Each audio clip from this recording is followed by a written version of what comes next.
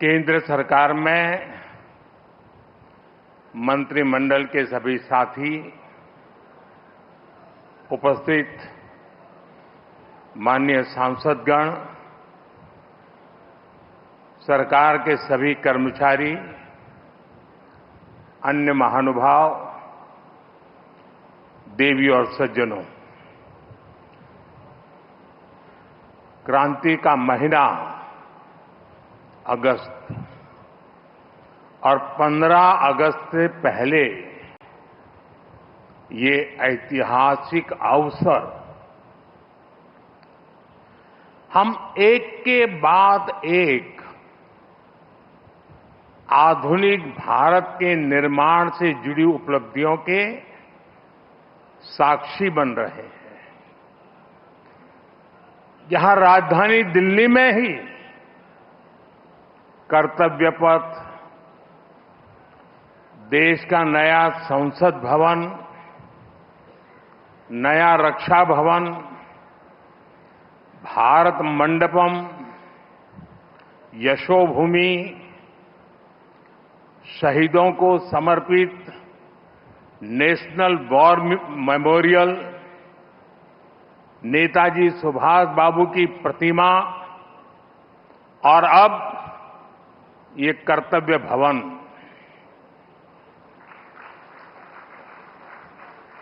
ये केवल कुछ नए भवन और सामान्य इंफ्रास्ट्रक्चर नहीं है। अमृत काल में इन्हीं भवनों में विकसित भारत की नीतियां बनेगी, विकसित भारत के लिए महत्वपूर्ण निर्णय होंगे। आने वाले दशकों में यहीं से राष्ट्र की दिशा तय होगी। मैं आप सभी को और सभी देशवासियों को कर्तव्य भवन की बहुत बहुत बधाई देता हूं। मैं इसके निर्माण से जुड़े सभी इंजीनियर्स और सभी श्रमिक साथियों का भी आज इस मंच से धन्यवाद करता हूं।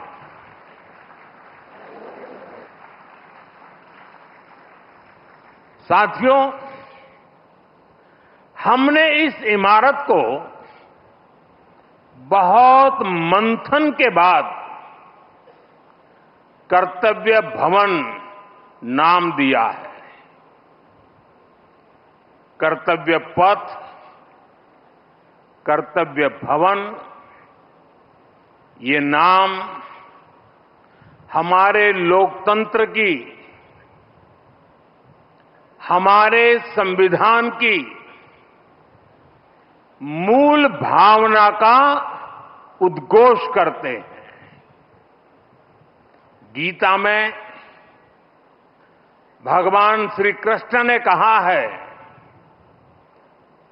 न मे पार्थ अस्ति कर्तव्यम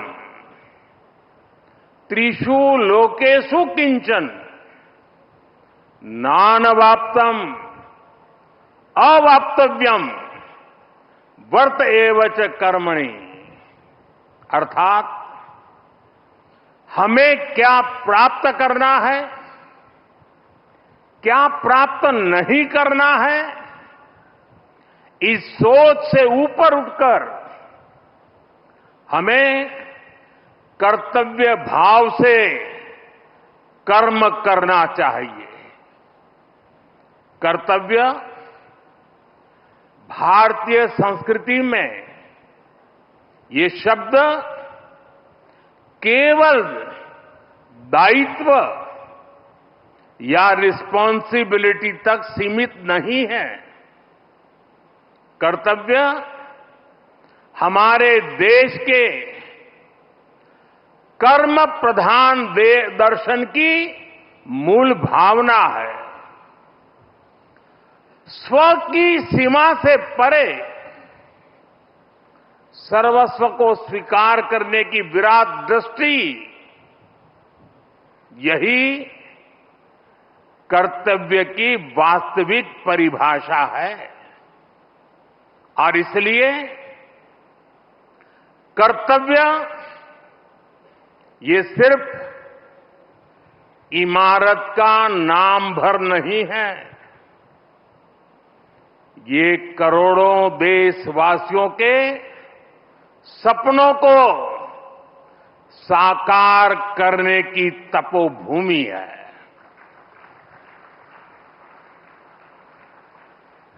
कर्तव्य ही आरंभ है, कर्तव्य ही प्रारब्ध है। करुणा और कर्मठता के स्नेह सूत्र में बंधा कर्म, वही तो है कर्तव्य। सपनों का साथ है कर्तव्य, संकल्पों की आस है कर्तव्य, परिश्रम की पराकाष्ठा है कर्तव्य, हर जीवन में ज्योत जला दे वो इच्छा शक्ति है कर्तव्य। करोड़ों देशवासियों के अधिकारों की रक्षा का आधार है कर्तव्य। मां भारती की प्राण ऊर्जा का ध्वजवाहक है कर्तव्य। नागरिक देवो भव के मंत्र का जाप है कर्तव्य। राष्ट्र के प्रति भक्ति भाव से किया हर कार्य है कर्तव्य।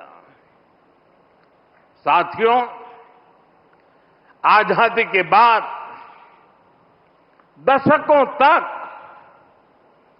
देश की एडमिनिस्ट्रेटिव मशीनरी उन बिल्डिंगों से चलाई जाती रही है जो ब्रिटिश शासनकाल में बनी थी। आप भी जानते हैं, दशकों पहले बने इन प्रशासनिक भवनों में वर्किंग कंडीशन कितनी खराब थी, और अभी वीडियो में कुछ झलक भी देखी हमने। यहां काम करने वालों के लिए न पर्याप्त स्पेस है, न रोशनी है, न जरूरी वेंटिलेशन है।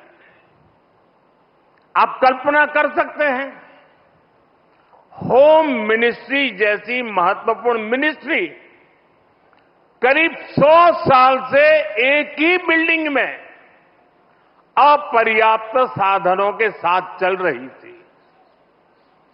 इतना ही नहीं, भारत सरकार के अलग अलग मंत्रालय दिल्ली के 50 अलग अलग जगहों से चल रहे हैं।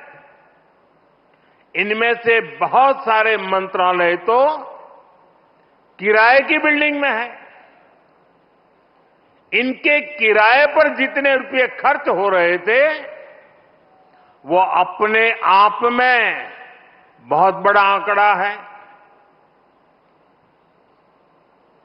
और वैसे पूरा हिसाब लगाएं तो बहुत बड़ा है, लेकिन अगर मोटा मोटा हिसाब लगाएं तो 1,500 करोड़ रुपया प्रति वर्ष इसमें जाता है।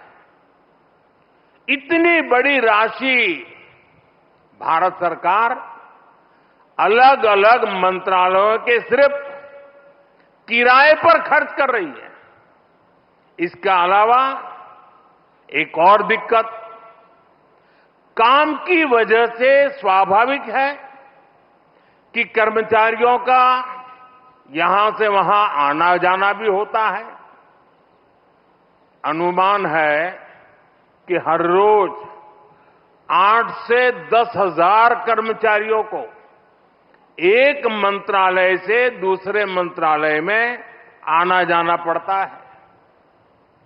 अब इसमें भी सैकड़ों गाड़ियों का मूवमेंट होता है, खर्च होता है, सड़कों पर ट्रैफिक बढ़ता है, कितना समय खराब होता है। और इन सब से काम में भी इनएफिशिएंसी के सिवाय कुछ नहीं रहता है। साथियों, 21वीं सदी के भारत को 21वीं सदी की आधुनिक व्यवस्थाएं चाहिए, इमारतें भी चाहिए। ऐसी इमारतें जो टेक्नोलॉजी, सुरक्षा और सुविधा के लिहाज से बेहतरीन हो, जहां कर्मचारी सहज हो, फैसले तेज हो और सेवाएं सुगम हो। इसलिए कर्तव्य पथ के आसपास एक होलिस्टिक विजन के साथ कर्तव्य भवन जैसी विशाल इमारतों का निर्माण किया जा रहा है। ये तो पहला कर्तव्य भवन पूरा हुआ है। अभी कई कर्तव्य भवनों का निर्माण तेजी से चल रहा है।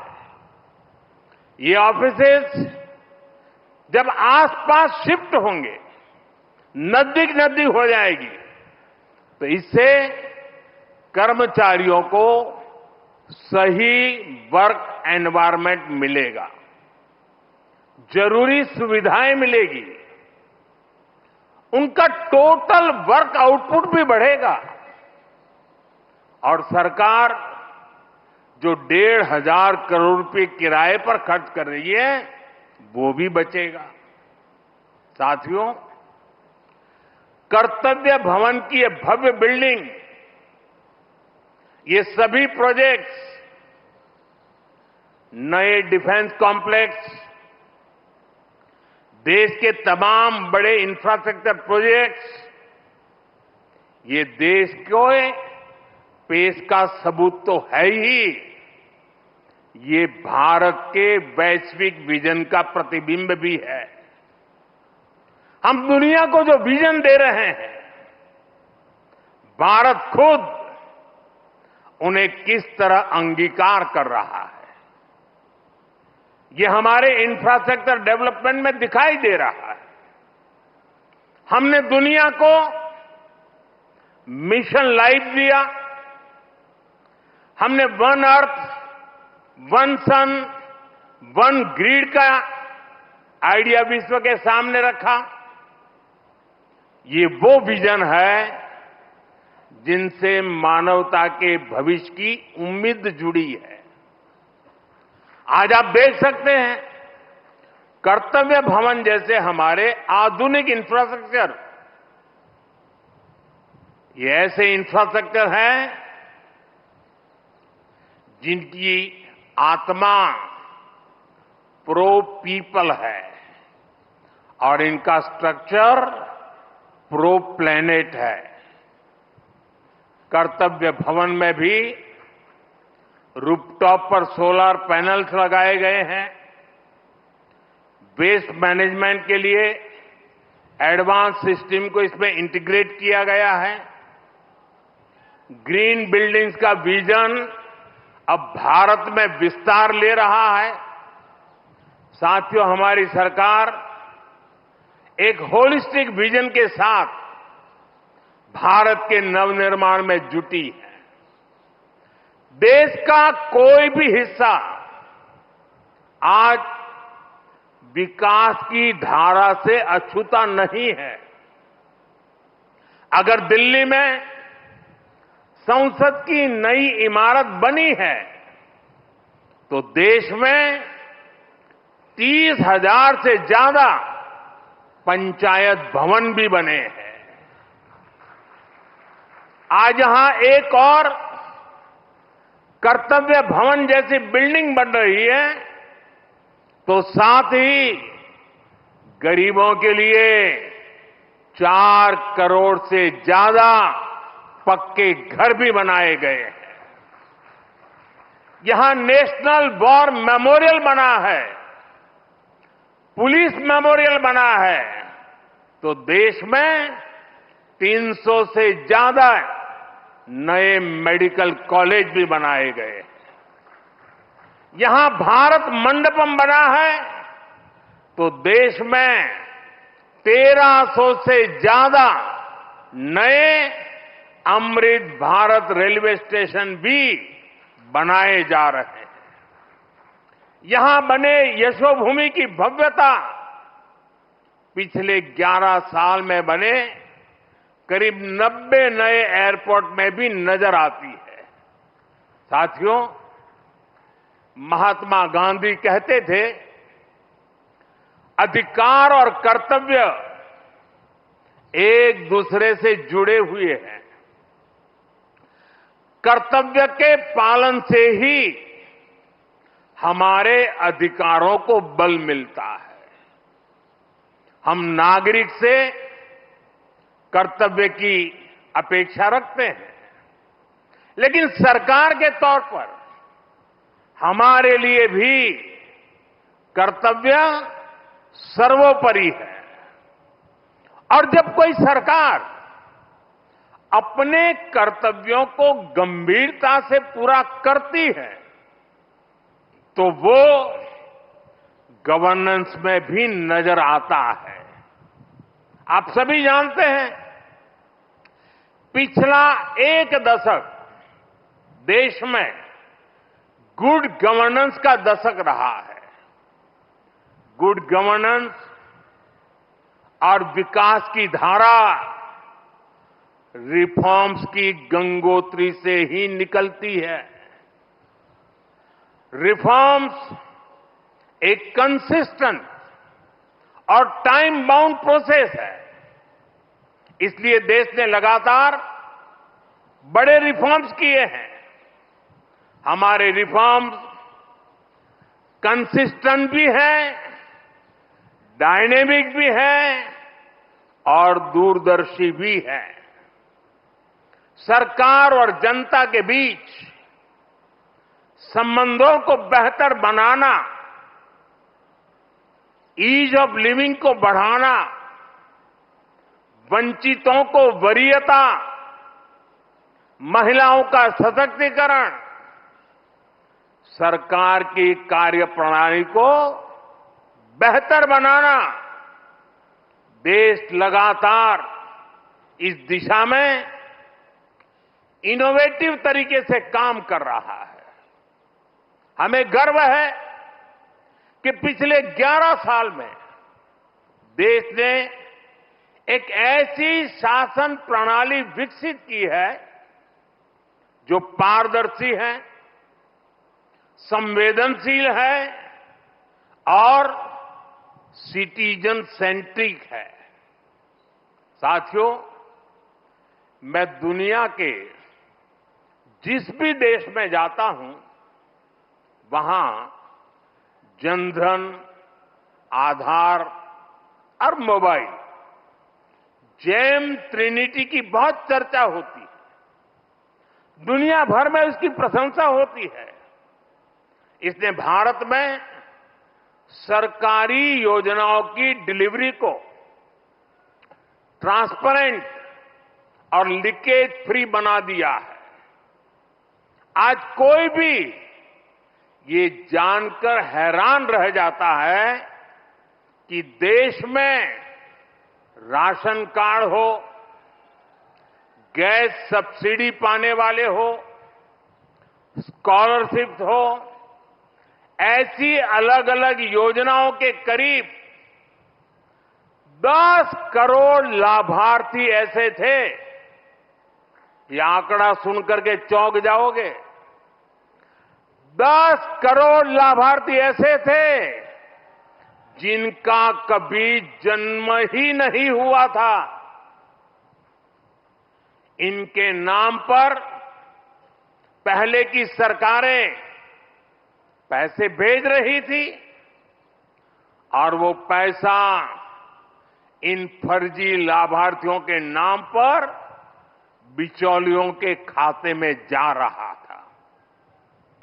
इस सरकार में इन सभी 10 करोड़ फर्जी नामों को हटा दिया गया है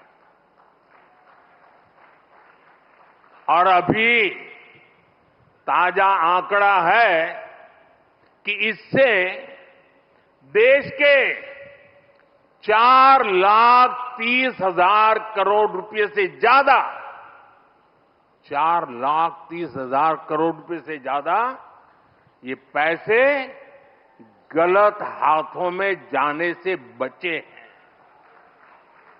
आप कल्पना करिए, 4,30,000 करोड़ रुपए की चोरी। अब ये पैसा देश के विकास में काम आ रहा है। मतलब लाभार्थी भी खुश हैं और देश का संसाधन भी बचा है। साथियों, सिर्फ करप्शन और लीकेज ही नहीं, अनावश्यक नियम कायदे भी नागरिकों को परेशान करते हैं। इनसे सरकार की डिसीजन मेकिंग प्रोसेस स्लो होती थी। इसलिए हमने 1,500 से ज्यादा पुराने कानून समाप्त कर दिए। कई कानून तो अंग्रेजों के जमाने के थे, जो इतने दशकों बाद भी रोड़ा बने हुए थे। हमारे यहां कानूनों के कंप्लायंस का भी बहुत बड़ा बर्डन रहा है। कोई भी काम शुरू करना हो तो दर्जनों कागज देने पड़ते थे। पिछले 11 साल में 40,000 से अधिक कंप्लायंसेस को खत्म कर दिया गया है। और ये काम अभी पूरा नहीं हुआ है, अभी भी लगातार जारी है। साथियों, यहां भारत सरकार के वरिष्ठ सचिव भी मौजूद है। आप इस बात से परिचित है कि पहले कितने विभागों और मंत्रालयों में किस तरह जिम्मेदारियों और अधिकारों की ओवरलैपिंग होती थी। इससे डिसीजंस अटक जाते थे, काम अटक जाता था। हमने अलग अलग विभागों को जोड़कर डुप्लीकेशन खत्म किया। कुछ मंत्रालय को मर्ज किया गया। जहां जरूरत थी वहां नए मंत्रालय भी बनाए गए। वाटर सिक्योरिटी सुरक्षित करने के लिए जल शक्ति मंत्रालय बना।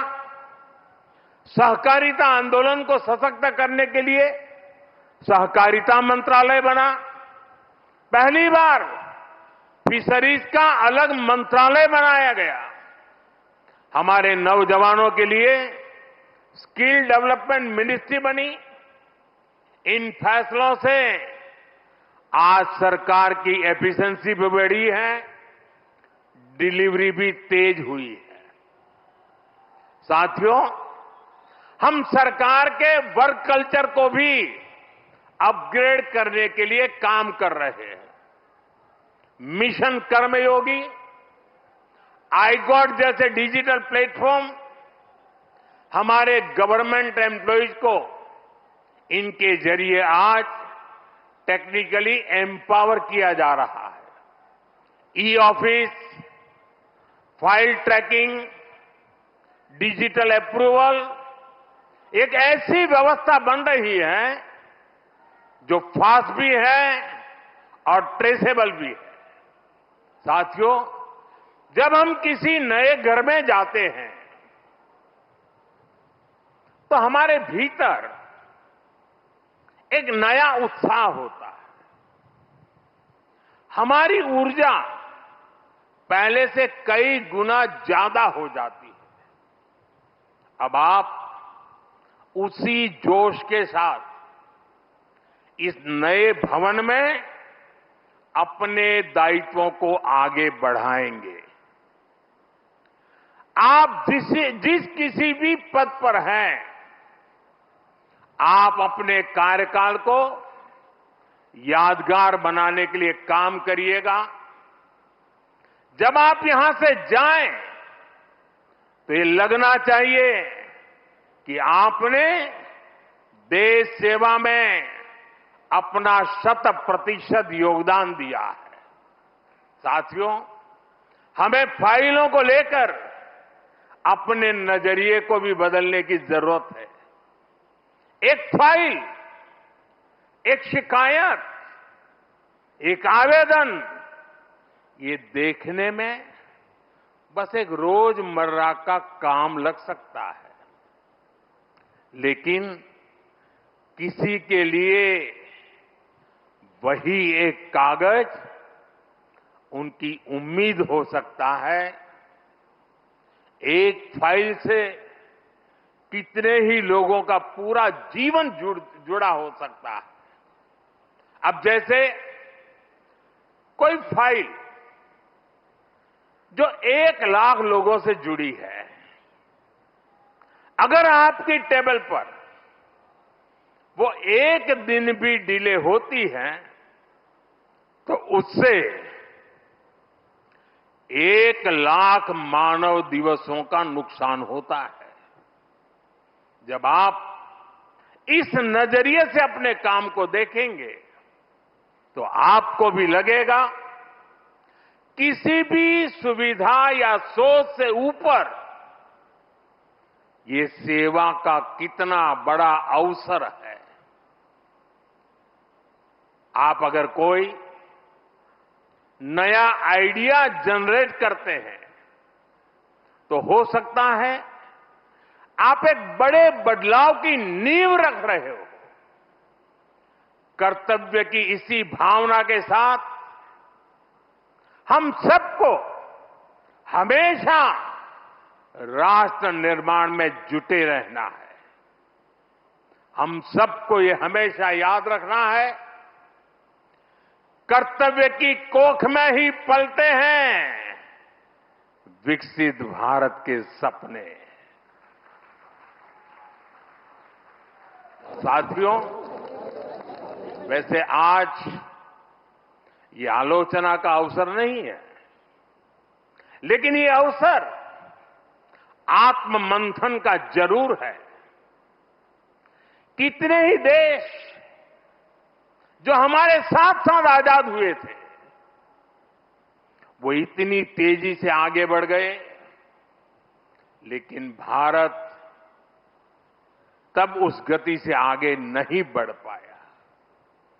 अनेक वजह रही होगी, लेकिन अब हमारा दायित्व है कि हम समस्याओं को आने वाली पीढ़ियों के लिए छोड़ करके न जाएं।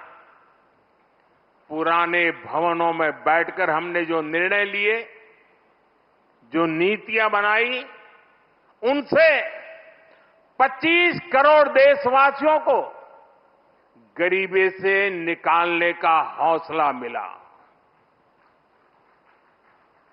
25 करोड़ लोगों का गरीबी से बाहर आना ये एक बहुत बड़ी सिद्धि है। लेकिन मैं हर काम के बाद भी कुछ न कुछ नया ही सोचता रहता। हम नए भवनों में ज्यादा एफिशिएंसी के साथ हमारी एफिशिएंसी बढ़ा करके जितना ज्यादा हम देश को दे सकते हैं, उस मिजाज से इस नए भवन में हम वो काम करके दिखाएंगे कि भारत को गरीबी से पूरी तरह मुक्त करना है।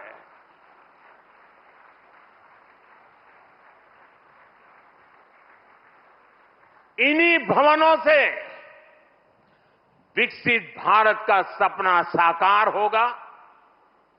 ये लक्ष्य हम सबके प्रयासों से ही पूरा होगा।